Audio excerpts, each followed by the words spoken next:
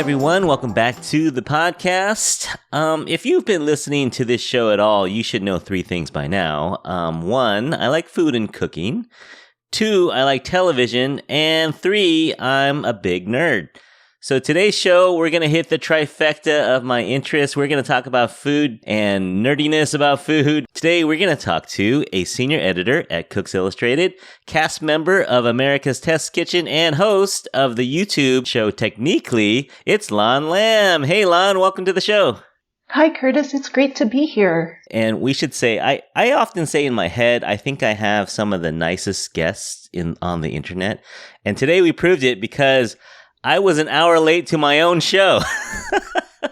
That has never happened before. So I guess I can't add or subtract 3 to numbers. So poor Lan was sitting here at 12 o'clock her time, and I was just goofing around the house, and I realized I was an hour late to my own show. But thank you for your patience, Lan. You deserve a meal. If you ever come out to San Francisco, let me know if you're up in the city, and we will take you out to dinner next time you're out here. Oh my gosh, I'm always looking to eat out with new people. I'm in. All right. Yeah, we'll take you to some holes in the wall out here in San Francisco. What's good in Boston these days? So many things. Now that I can get out, I think there's a little bakery near my house called La Saison, and after this, I'm going to head over there. It's really sunny out today. It's gorgeous. Little cold, but I'm going to head over there, grab some cardamom coffee, and they do these orange marzipan scones that are they're just perfect. Sounds great. Yeah, I've only been to Boston once, and I was there in January, and I realized that I was a soft Californian because when I got out there, I'm in my ski clothes. And I looked around, and people are walking around in, like, denim jackets or a leather jacket. You know, for us out here in California, 50, 55 is what we call freezing. Have you gotten harder over your years out there? Can you go out in a sweater in 30-degree weather? I will put on a couple more layers. I'm not I'm not quite local enough to be rocking the iced coffee in the middle of January, but it's in the mid 40s today, and that's pretty nice because a couple of weeks ago it was minus 16, and that was terrible. No, I read somewhere that you're a California kid? I am. I grew up out there, and sometimes I wonder if there's a statute of limitations because I've been on the East Coast, I think, longer than I lived in California. No, I think you're always going to be a California kid at heart, right? Yeah, a little bit. There are a lot of likes in my when I speak, and it's probably a product of growing up out there in the 90s. Now, so I stalked you a little bit on LinkedIn. Pardon my stalking of you. You were a chemistry major over on the East Coast? I was. I majored in chemistry at Wesleyan University, and it was great until it wasn't. Mm-hmm. Was there a plan with that? Was there any parental pressure with that? Definitely. I went to college kind of knowing I didn't have a plan. And so I deliberately chose a place where I didn't have to pick a major. I was considering chemistry and I was considering history of some sort, unclear what, mostly because those are the classes I really loved in high school. And my parents definitely pushed me towards something a little bit more practical, or practical in their minds. Pre-med, it was, I could tell they were thinking it, although they never actually said, you have to do that. And so I chose chemistry, and I don't regret it. It was great. It was super fun. But halfway through the program, I realized I liked learning about chemistry. I didn't love doing it. Mm-hmm, that was not great. Now, were you secretly reading cookbooks under your covers at night? When you're instead of studying chemistry, or you're reading Harold McGee's book? Or Yeah, I actually have a librarian friend at Wesleyan University to thank for my career. Her name is Leslie Starr, and the summer between my junior and senior year, I was working in interlibrary loan, and Leslie handed Harold McGee to me, and she said, "You like cooking, and you like food, and you like science. I think you should read this book." And I have I have memories of like that hot Connecticut summer, like flipping through like the section on eggs and reading about albumin and egg whites and how there are different types. Uh-huh. And I should have recognized back then that I would move into this field eventually, but it took a while to get here. So you graduate, and according to your LinkedIn, you just jump into cooking jobs. Was that a hobby turned into a career, or how did that happen? How did you learn how to cook? Oh no, I moved up to Boston after college because I didn't know what I was doing with myself, and I look back and I think it's so funny that I was sure at the age of 22 that I was too old to go to culinary school.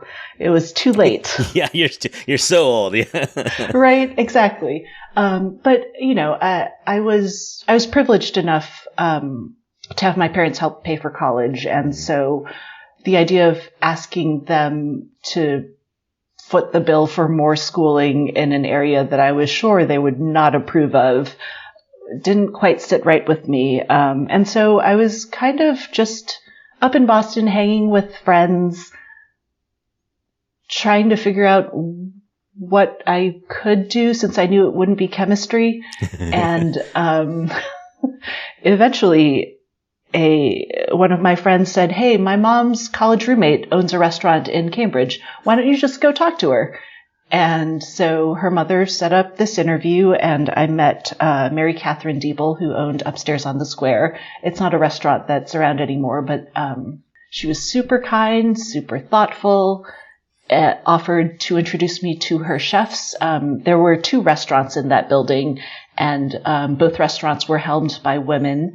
And so I met her chefs, and they were very encouraging and very friendly, and they offered to teach me. It would be for free. I could come in on my schedule, not theirs. And I did that for, 4 or 5 months. And that experience was it was transformative. I think I was so green and so new and just wide-eyed staring at everyone and everything because they all seemed so with it and so professional, and everything felt so fast. Yeah. But eventually somebody left suddenly, which is very typical of restaurants. Uh-huh. And they offered me a job, and that was how I got started. Huh. That seems kind of rare to me that they would just take in a kid off the street, like no real culinary skills and just show you the ropes. I don't think it actually is all that rare. I think a lot of restaurants are shorthanded, and so if you want to get in, this is a tip for anybody who wants to get into restaurants. If you're reliable, a good listener, and a hard worker, you can talk your way into most restaurants. Especially now, actually, I heard there's a real shortage of kitchen help now. Yeah, it's it comes in waves depending on the area. I think Boston is kind of moving away from that right now. Chatting with my friends who are in kitchens, it feels a little easier than it was a year ago, 2 years ago, 5 years ago. So it really comes in fits and starts. Yeah. Okay. Good to know. Hey, before we get talking about your day job, you mind playing a little America's Test Kitchen trivia? I might not be very good at this. Well, no, okay. I know you'll know the first one. The other 2 are so ridiculous, I don't expect you to know. All right, here we go. All right, let's do this. Thank you for playing along. Number 1 question. According to, in 2022, but also 2021, what was the number 1 downloaded recipe from your website? Uh-oh. Oh, can I have 2 guesses? Sure. Wait, no, cast iron pan pizza? Yeah, cast iron pan pizza, number 1. What was your second guess? Shrimp scampi would have been my second guess. I don't know where that ranked, but chicken and vinegar was, or the French. The poulet au vinaigre. Yeah. That's number 2. Oh. But yeah, cast iron pizza 2 years in a row. Really? Yeah. I had no idea. I had a lot of fun with that pizza. I developed it in 2018, 2019. Oh, so that's yours. And it is mine. And it's kind of like my tribute to like the Pizza Hut pan pizzas I grew up eating. It's not it's not something that you would find in New York at on any corner. It's not an Italian style pizza. It is very American. Yeah. I went through a little pizza phase. You'll know this guy. So I got a copy of Todd English's Figs cookbook, and so we make his dough. But you know what? The problem with home kitchens is our ovens just don't get hot enough. So the cast iron is a way around that. You get the little crispy crust. You just have to find the right style of pizza for your oven. Yeah. Okay. Cool. All right. So number 2, I don't expect you to know this, but you might be able to field a guess on this. For the 20th anniversary special on 2019, they threw out a fact out there. How many pounds of garlic has the test kitchen gone through in the first 20 years from 1999 to 2019? It's in the thousands. Okay. It's less than 5 more than 1. That's less than I expected. Okay. Let's say 3,500. You're pretty close. You're in the ballpark, 2,500. But yeah. Okay. But also, the other fact that came through is 52,000 pounds of flour. Now, I know you've done some of that. Yeah, we go through a lot. Yeah, that's amazing. All right, now this one is kind of funny. Now, I had to dig a little, so I went to IMDb. How many Asian cooks have presented? We are the Infatuasian podcast. So how many Asian cooks, including yourself, have presented on America's Test Kitchen? Oh, it's going to be me. Yep. Kenji and Tim. Okay. Am I missing anyone? They're before your time. Dawn Yanagihara. Oh, Was she I didn't ever have that on TV? one. I never have that. Have you ever heard the name Sandra Wu? Yes, she lives in the Bay Area, and she still actually freelances for us. Okay, yeah, Sandra Wu, 2004 to 2007, so sort of the early days. Yeah. Then I have a Joanne Chang in 2016. Joanne Chang of Flower Bakery. She's kind of one of my infatuations. There's a flower bakery in our building, and I am there every morning. The staff all know me. They all know my mug. And every so often I see Joanne in there, and I never can quite bring up the nerve to go say hello, but she's wonderful. Okay. And Tian Ho, 2015. I don't know her. I do not know that person. Yeah, only one episode, so she must have been brought in. So yeah, there's a handful of y'all. Yeah. Shout out to Sandra though. She recently did a corn and chicken soup that's actually pretty fantastic. You should check it out. Okay, yeah. All right. Well, you did pretty well. You did. I don't think you embarrassed yourself. Awesome. That's all I'm looking for. Yeah, we should all be so lucky, right? Just don't embarrass ourselves. All right, so let's talk about Cooks Illustrated and a little bit of America's Test Kitchen.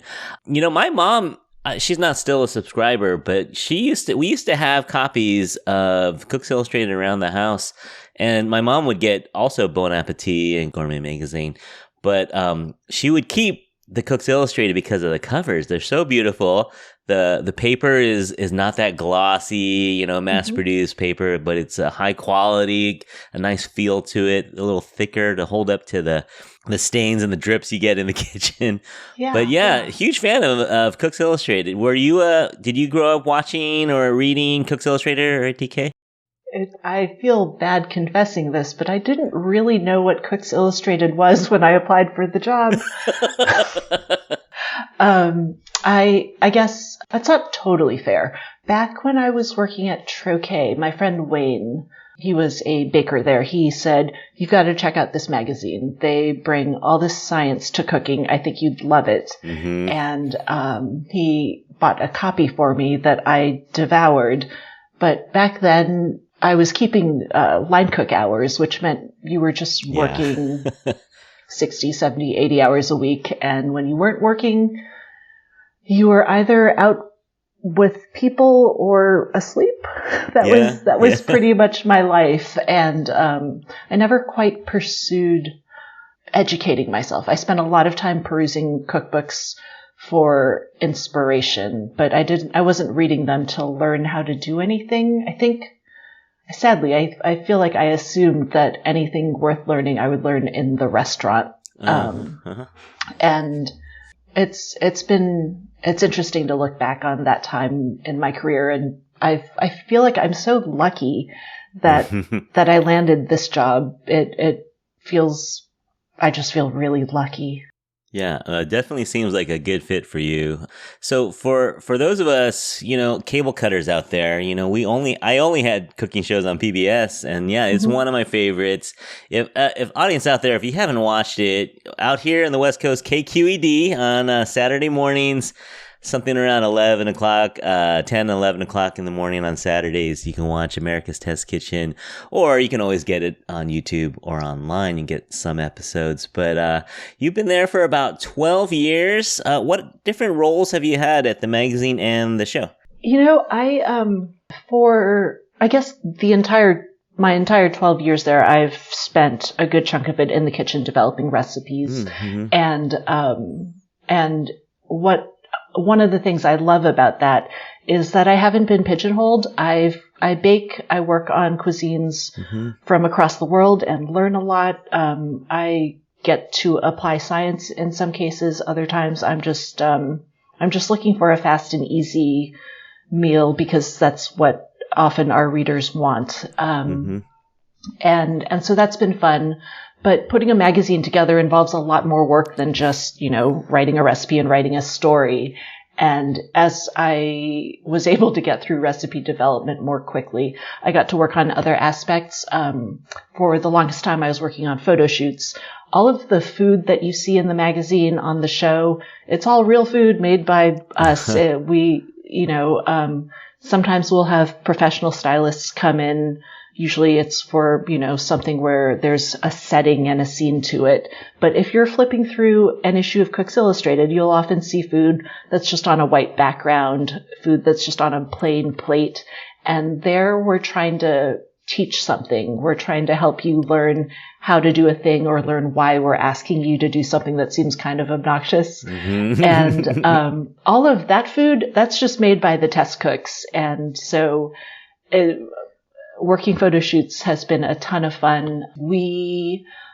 All the Cooks Illustrated recipes, we do cook-throughs. And so if you're making something and you're not sure what the recipe means when it says, cook to this color, or stir till you get to this consistency, you can watch a video, and it's the cook who developed the recipe making the recipe, so you can see what it is we want you to do. And that's something we've been doing since I got there. It's not something that's published or acknowledged that often, but I find recipe cook-throughs to be fun to do.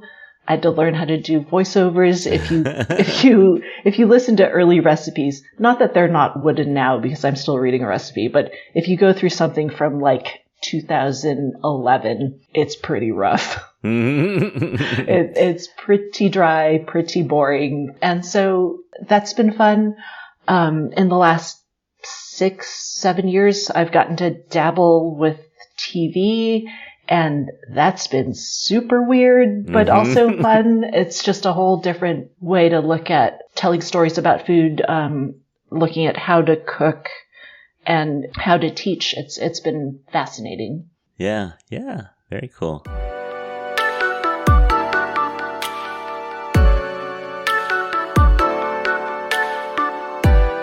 All right, so let's talk a little bit. Again, we are the Infatuasian Podcast. Let's dig a little deeper into your background. Can you tell us a little bit about your origin story, your family? How'd you guys get here, and where did you guys come from? So I was born in Vietnam, and my family left after the war because I was born about an hour south of Saigon, so very southern most part of Vietnam. My family were pro-nationalists, and so it was not the best place for us.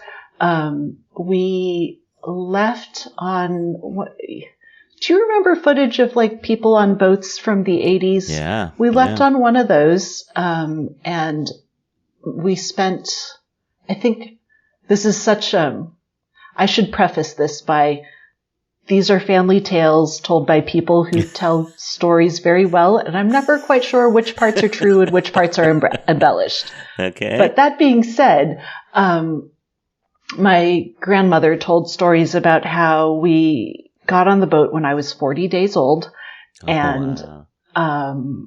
We were on that boat for a week. We were attacked by pirates twice, and my parents smuggled valuables in my diapers. They sewed stuff into the linings of my diapers. And so I was like, gosh, I was attacked by pirates and a smuggler when I was 40 days old. Nothing more interesting will ever happen to me.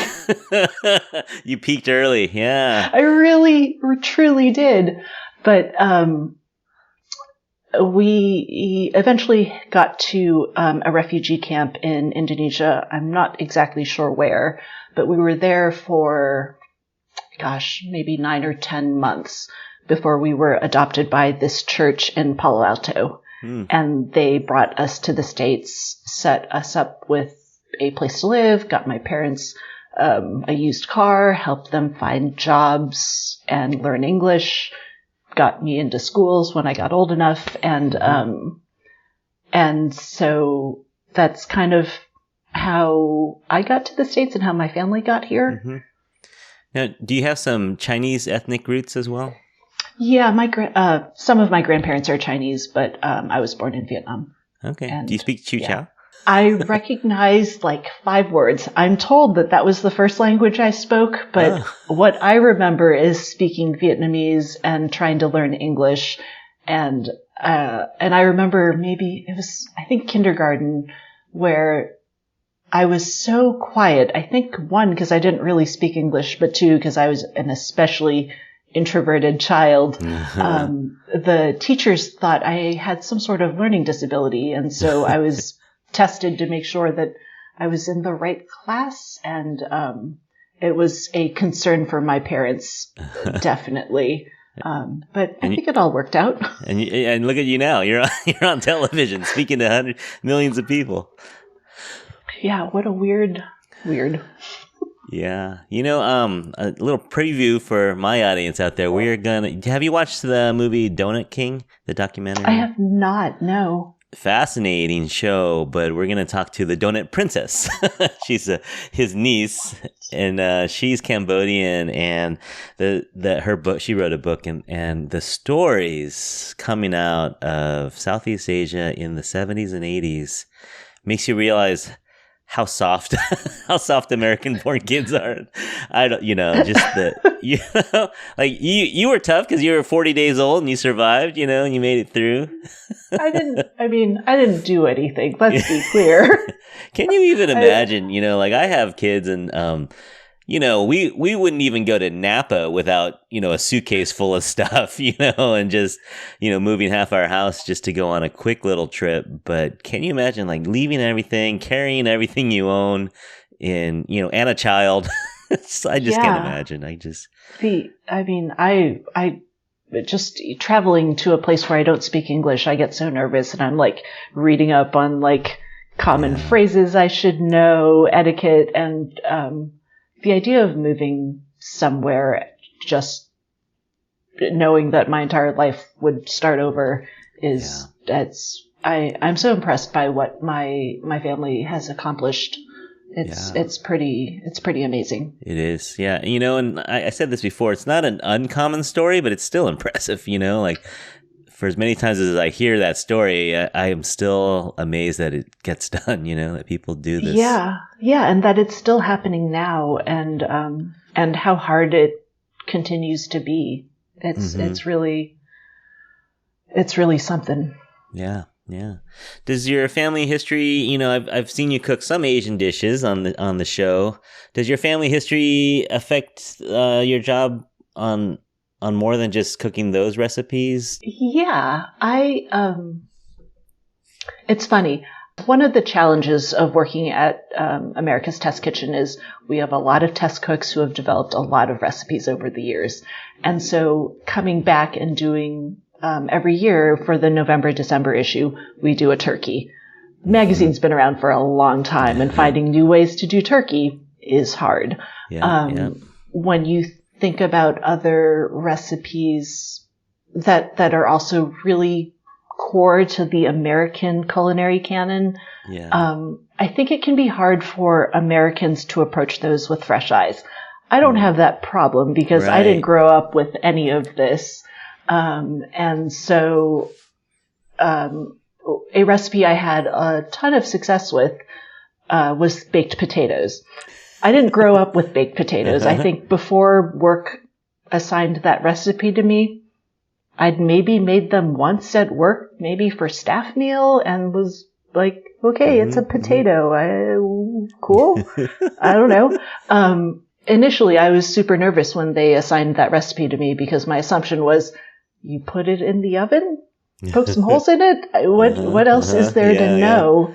But because I didn't know anything, it was pretty easy to go in and really look at recipes out there with fresh eyes. I think a lot of my recipe development and where I'm working with American recipes, I can get pretty creative and bring a new perspective. And then on the flip side, last year, I think it was, I got to do a fried rice recipe, and we have a ton of fried rice recipes. But I pitched doing my grandmother's fried rice because she doesn't load it up with a lot of the ingredients that I think are markers of Chinese, with big air quotes, for Americans. Like she's not putting a ton of soy sauce in that rice. The rice looks like rice. It tastes like rice. It's not loaded up with, I don't know, every ingredient in your pantry. It's just a handful of vegetables and some ham and an egg. It's pretty much it. And it was just a ton of fun to introduce something that I grew up eating to the magazine. Yeah, that is cool. And what you said kind of resonated with me because my wife's family is from Hong Kong, and so she didn't grow up with Thanksgiving and Christmas meals. So when my family is from the Midwest, so when we had our family dinner, Thanksgiving dinner, she was eating things like green bean casserole for the first time, and marshmallows on yams, and she's like, "This is amazing!" And we're like, "What are you talking about? It's green bean. Everyone does this, right?" And so it's kind of interesting. Like she'll use the ATK cookbook just to get recipes that she didn't grow up. She didn't have a Midwestern grandma to show her how to make green bean casserole and ambrosia and stuff like that. Oh yeah. There's a strawberry pretzel salad I had. That was, it was super fun. I was like, it was introduced to me by a test cook at the company. He's not there anymore, Nick Iverson. And I was like, this is weird, Nick, but I like it. Exactly. Yeah. All right. Hey, let's talk a little television since you are a TV star now. Who knew, right? Actually, you know what I like when I see you? I love seeing Asian faces on the test kitchen, but you know what I like is that you're like half a head taller than everyone else on the show. I mean, Dan and Keith have some inches on me, but okay. But all the women. But I don't know why that is. I just my parents are tall. No, it's always like, is Lan tall or are they short? A little bit of both. A little bit of both. Also, kitchen shoes add inches. That's true. You go with the clogs, or are you going Danco, or are you? Yeah. Oh my gosh. Yeah. Oh yeah. We know some things around here a little bit. Yeah, you've spent some time in kitchens. All right. So let's see. I've seen you maybe 3 years ago. When did you start cooking on TV? I'm not sure. I should know this. They asked me to step onto Cook's Country the first season, and I think that was in 2016, 2017, okay. So something longer. like that. And then we transitioned me to America's Test Kitchen, which made more sense because so many of the recipes on ATK come from Cooks Illustrated. Yeah. Now, when they asked you, were you like, sure, this will be great? Or were you like, you got the right person here? I joke about how I like to do a new scary thing every 5 years. Okay. And I find that coincides with when I start to kind of settle into whatever it is I'm doing, and I start to get bored. And so it's a good time to kind of experiment and try a new thing. And they happened to ask at a time when I was like, do I want to do this? Is this what I want to do? I've been developing here for a little bit. Yeah. I don't really know what the next step is. And the opportunity arose, and I thought, all right, well, I don't know what the next step is. I guess I'll try this. Yeah. Yeah. That's a good attitude. I mean, that's where this podcast came from too. I get bored, so I was like, hey, let's do something new. All right. And then now you're doing is it your show, or you're doing Techniquely, which is a technique show, very nerdy, which I love. But it's about 5 episodes in. Did you develop that, or did they pitch that to you? No, I was lucky enough to be asked to pitch. And so, this whole show started, I've been working on this for over a year at this point, well over a year. And my editor-in-chief, Dan Souza, who you might have, I don't know if you watch What's Eating Dan on YouTube, but you should. It's fun. But Dan asked me to pitch, and so we brainstormed. I got together with our production team and brainstormed some more, wrote a pilot, we shot it, it got greenlit, and off we went. And it's been such a process. I don't think I understood how much work goes into goes into making just 10 minutes of YouTube. Yeah, no, it's people's full-time job, but it's a super fun show. Do you want to summarize it real quick? Like, what's kind of the premise of it? Yeah, so ATK was asking me to put together a show, so it clearly had to be a cooking show. And I have a hard time watching cooking shows because in many cases, the format hasn't changed since I watched Julia Child or Jacques Pepin or Martin Yan in the 80s. It's people making a thing and teaching you how to make it and talking about why. And I wanted to put together a show where I could kind of show people how test cooks think about cooking. Because I'm not just trying to put dinner on the table. I'm looking at a recipe and trying to figure out how to make the food do a thing. All test cooks think about technique. They think about how food reacts when you combine it, when you heat it, when you chill it, when you cut it. And so since what I'm focusing on is technique, rather than cooking through a recipe, I wanted to demonstrate a technique and why it mattered across a span of recipes. Yeah. And so that's kind of what the show is. It's, let's look at this one method. Let's see how it gets applied in different ways. Because then you can take that technique and figure out how to apply it to what you do. Yeah. Yeah. No, I love it. I just had some bacon this morning that I cooked with a little bit of water. Who knew, right? It works great. It works great. Do you have a favorite episode? Oh gosh. Do I have a, I don't think I do. I mean, I'm trying to figure out how to do lighting food on fire right now. Sneak peek into a potential future episode where we talk about grilling and flambeing and flare-ups, and maybe some wok. We'll see. Okay. I think the audience has voted. They said cold searing is their favorite episode. Over 1 million views.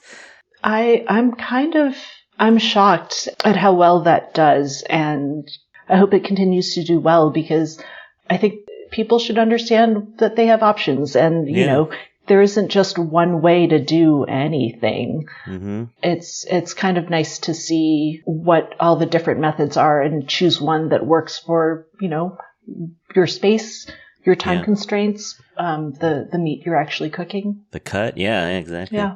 Yeah, fun stuff. Now, this is kind of an Asian question. So do your parents brag about you when they say, hey, my daughter's on TV? I'm not sure. I think they were happy when I got out of restaurants. Okay.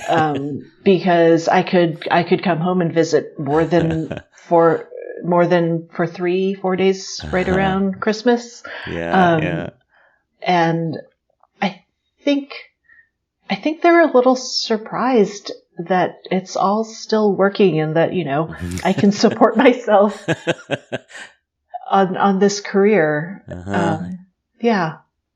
Yeah, I'm sure it's not how they drew it up when they're coming over on the boat.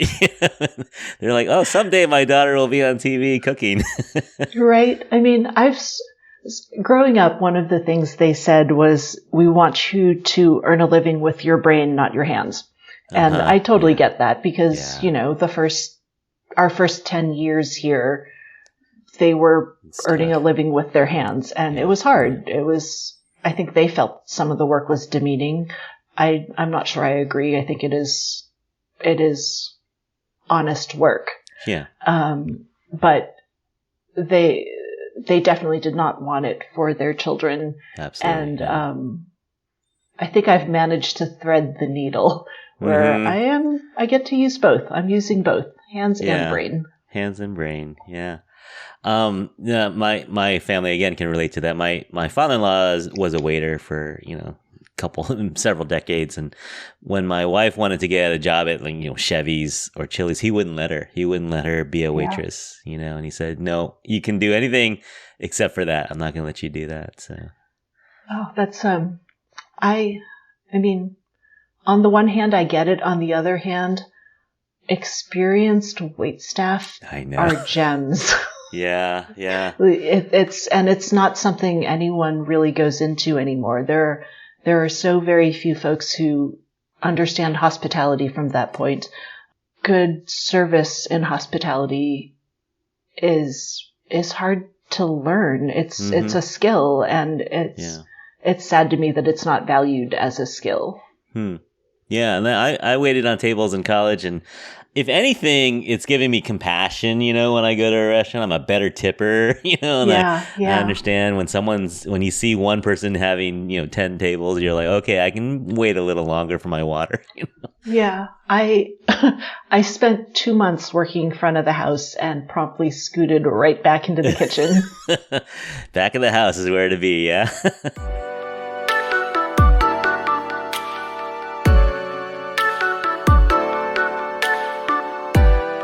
All right. Hey, Lan, you have survived our tough questions. Now it is time for the lightning round. And I slipped in a couple here that you don't know about, so I'm gonna see if you can answer these on the fly. What are the top 3 kitchen tools that you couldn't live without? And you could throw in a bonus honorable mention for a tool that you just like. It's not necessarily essential. Okay. Side towel. Okay. I'm a little bit obsessed with knives. Can I say knives plural? Okay, I'll give you a chef's knife, and what's your second knife you can? Ooh, a paring.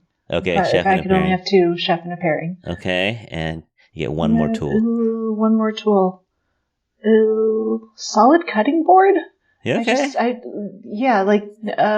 Something that's not so heavy that you feel like you have to lift in order to maneuver it around, and something not so nice that you're worried about damaging it when you're cutting. I just like a solid middle-of-the-road cutting board.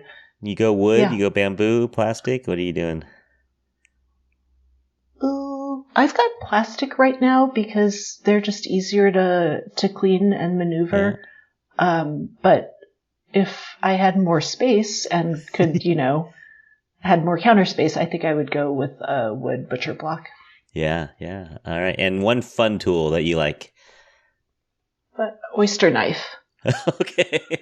All right. Yeah. In New England, you got to have an oyster knife around, yeah? I do love oysters. They're so good. All right. Is there anything you won't eat? Probably, but I haven't found it yet. Okay, so you'll do durian on a hot day in Vietnam? Don't love it, but I'll eat it. Okay. They are separate questions. Will I eat it? Probably. Will I like it? Probably not. Okay. You got to do it for the family though. You can't turn it down if someone hands you some.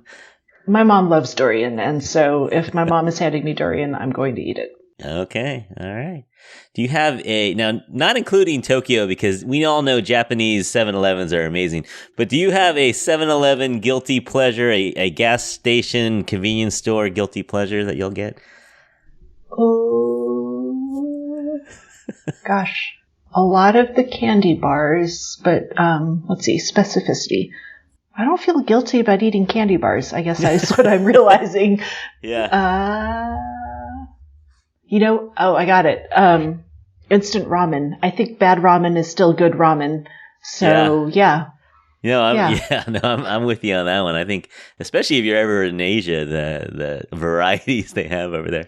Though, we're getting more and more varieties here now. You can find them almost anywhere now.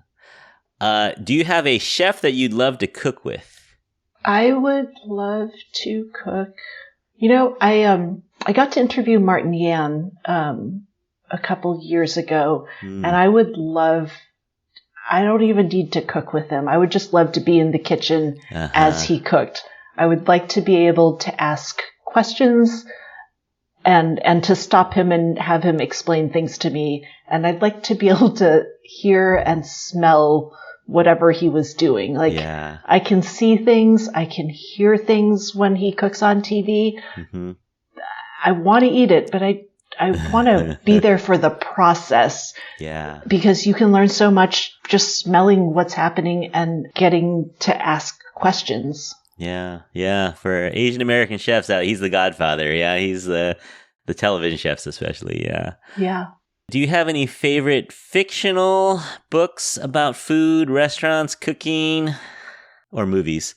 I was thinking about this, and when I was in, 9th, 10th grade, we read Like Water for Chocolate. Oh, and yeah. I was hooked by the way she described how food changes people, how it influences their mood, their bodies physically, how it can be used to show emotion, to show pleasure, to show disdain, sadness. Mm-hmm. It's a book that sticks with me now. And I think it's coming to mind because we're working on a chilies en nogada recipe, and that's a recipe that she cooks in the book. Okay. All right. Yeah. No, that's an amazing movie too. Yeah. So very cool. All right. I got a Wesleyan question for you. Okay. How many classes did you ever take with Lin-Manuel Miranda? Lin graduated, I think, He's year close, right? After me, 2. Okay. I think I graduated a little bit before him. I did not know him. My friends hung out with him because they were theater people, but I was not. Yeah. I went to school, so out here I went to school with Daniel Handler, who is Lemony Snicket. He also went to Wesleyan. Another Wes alum, but early 90s, I think. Yeah, no, even 80s, I think, yeah. Yeah, but I have another friend. I don't think you would overlap with her, but Julie Rue. So shout out to Julie Rue, Wesleyan alum.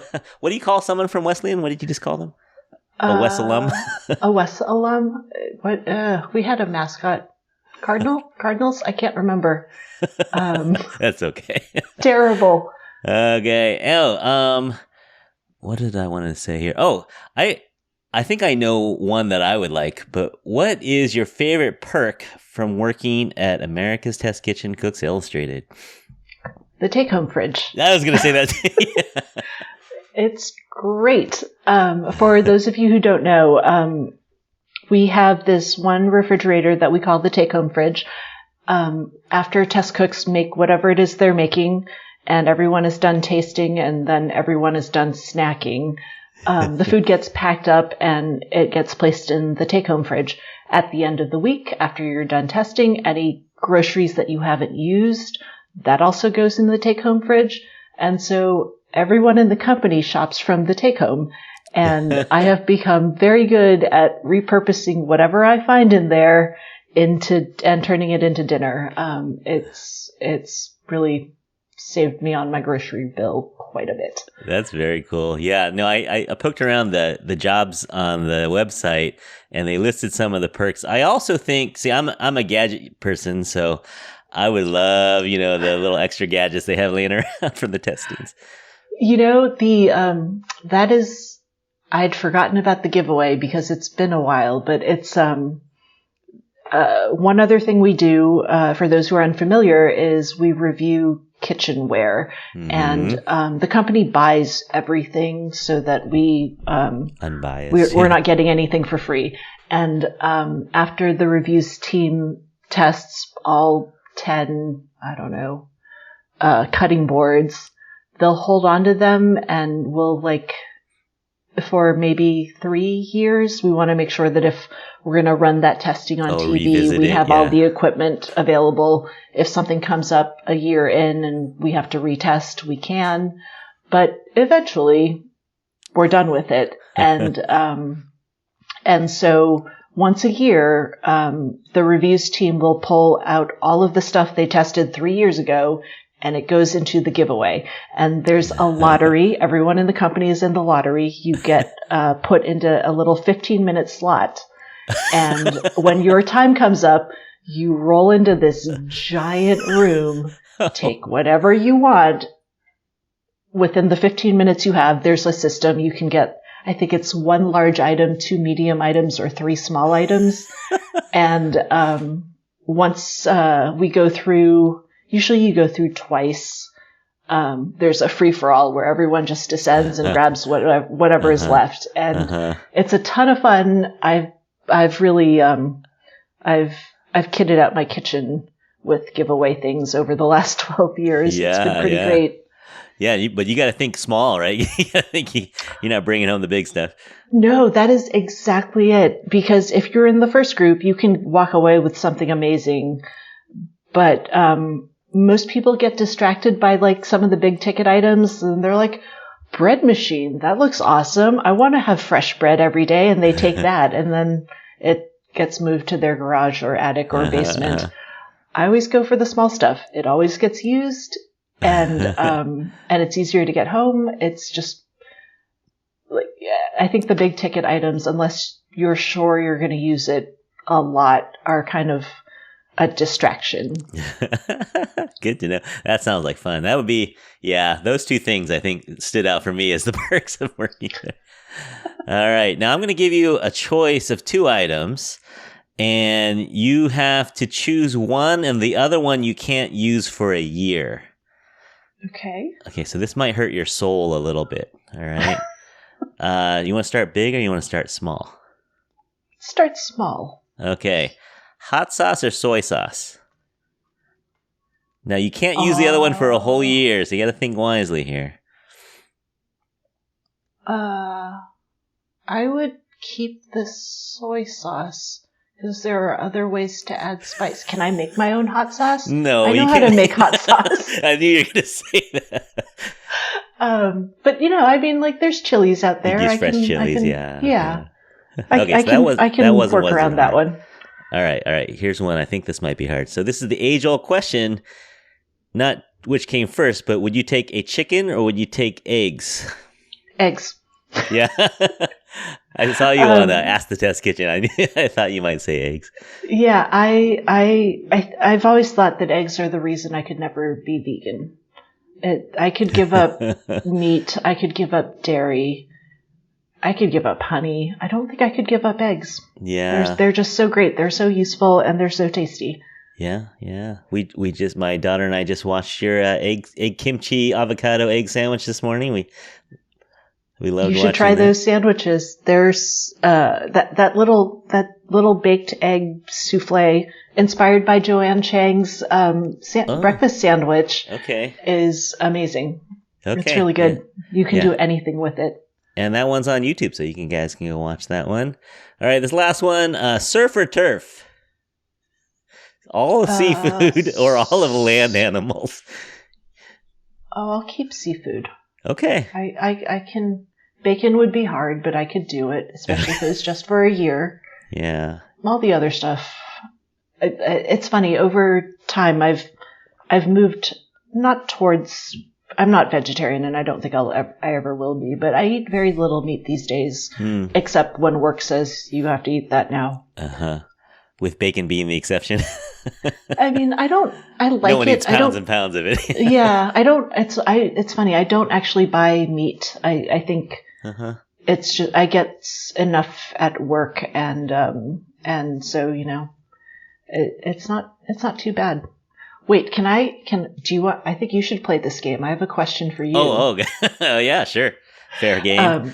Because I had a lot of trouble with this. If you had to give up one of these things, which would you give up? Bread, potatoes, or rice? Oh. See, I love carbs. I think if I had to give up meat or carbs, I would give up meat before I would give up carbs. So I love.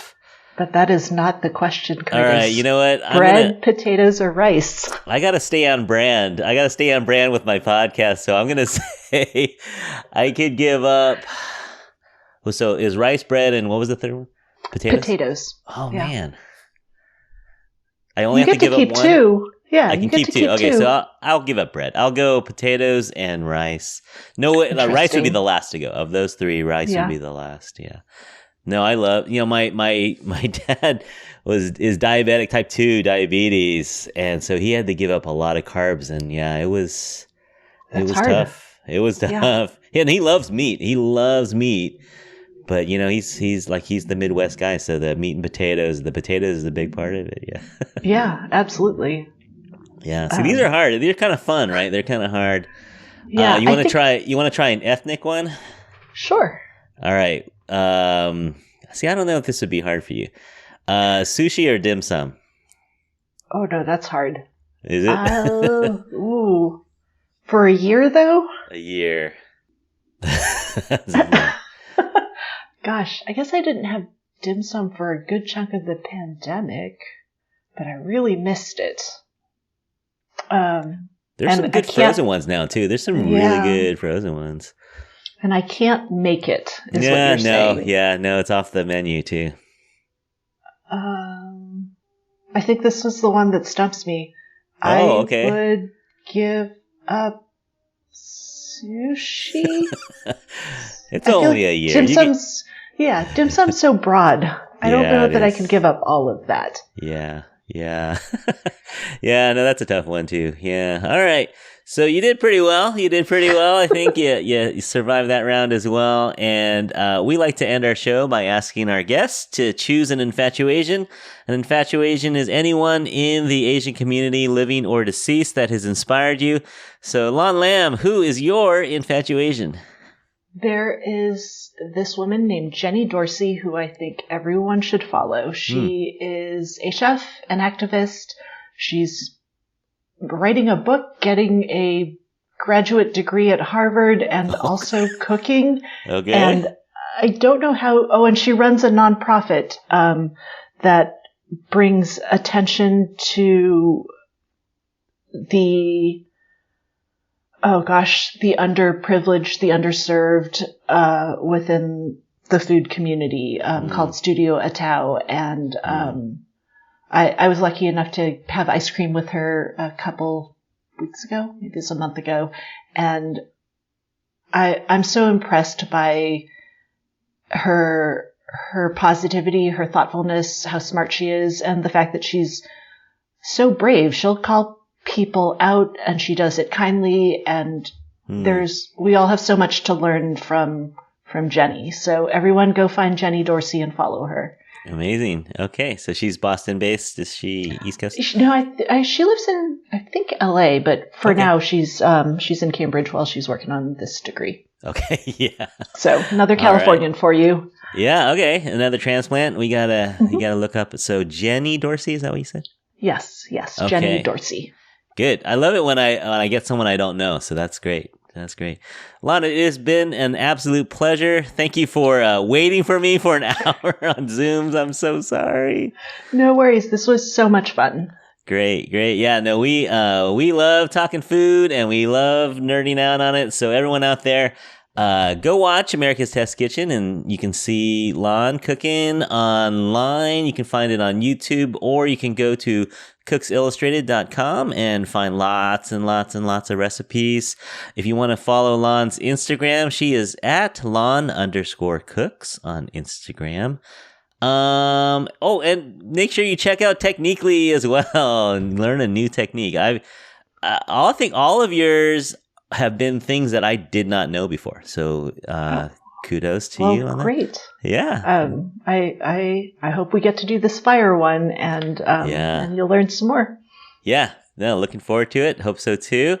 Everyone out there, you can get in touch with us by writing into infatuationpodcast@gmail.com. You know where to follow us on Instagram at The Infatuation Podcast. Thanks for listening to us. Let us know if you enjoy this show and tell a friend about this. If you have a huge America's Test Kitchen fan in your life, make sure they hear this episode to learn more about Lan. So on behalf of Lan and myself, we hope that you're all happy, healthy, and safe out there. Until we talk to you again. Bye. Bye, everyone.